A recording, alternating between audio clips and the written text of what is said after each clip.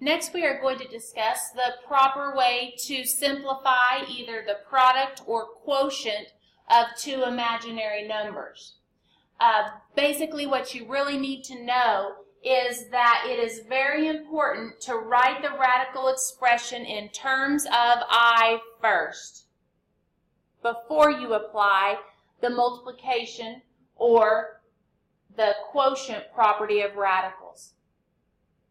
So, on example 2, here's what you don't want to do. I'll illustrate on this first one why this doesn't work. If you go ahead and say that this is the same thing as the square root of -1 times -36, that's how we would tackle the multiplication of radicals for real numbered radicands, okay? You would say this is the same thing as square root of 36, and you would get 6 for the answer.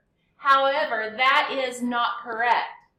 The correct way to proceed, we'll write that in green, is to turn each of these into imaginaries first. So the square root of -1 is I.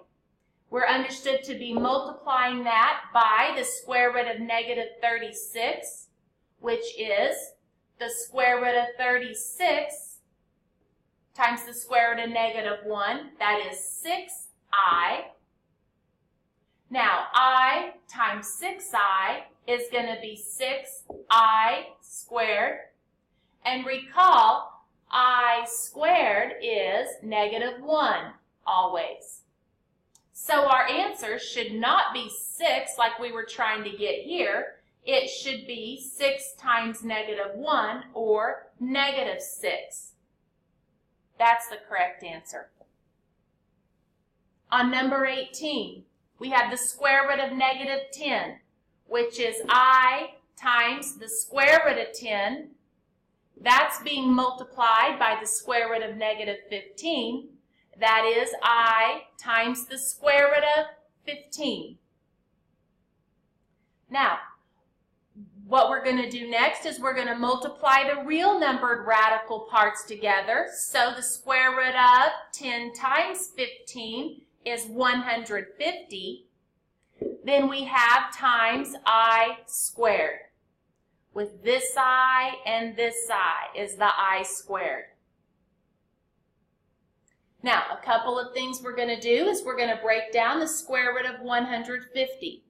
I know there is a factor of 150 that is a perfect square.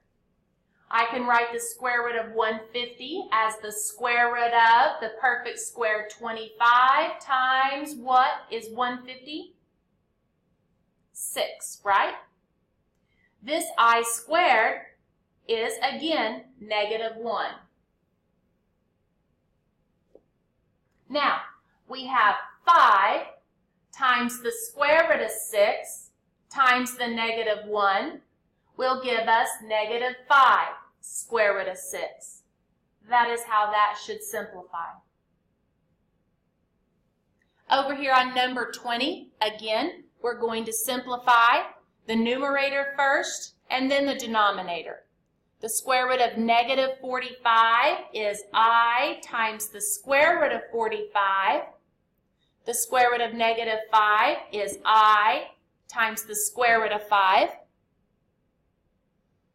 Here, you will notice that we have I over I. Those will reduce,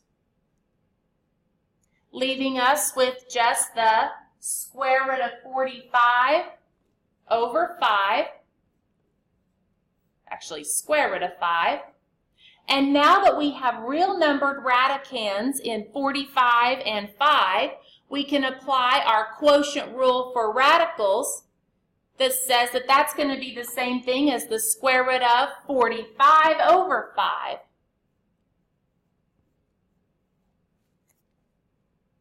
So inside, if we take 45 divided by 5, that gives us 9. 45 divided by 5 is 9. And look, the square root of 9 is 3.